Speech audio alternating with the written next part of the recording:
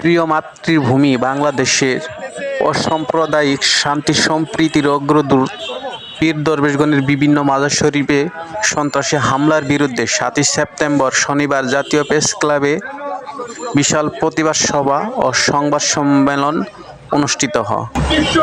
সরকারের দৃষ্টিগোচর করা আমাদের প্রতি জুলুম হচ্ছে, সম্মানিত আর শান্তিপূর্ণ সুফি দরবেশদের প্রতি জুলুম হচ্ছে। এই জুলুমের আমরা প্রতিবাদ করতেছি। আমাদের আদর্শের মধ্যে আঘাত আসতেছে, আমরা এর প্রতিবাদ করতেছি। এর মানে এই নয় যে আমরা সরকার বিরোধী কিছু করছি। আমরা সরকারের সহযোগিতা চাই এবং এইসব দুষ্কৃতি কর্মকাণ্ডের সাথে যারা জড়িত তাদেরকে যেন আইনের আওতায় এনে সরকারিভাবে তাদেরকে আইনের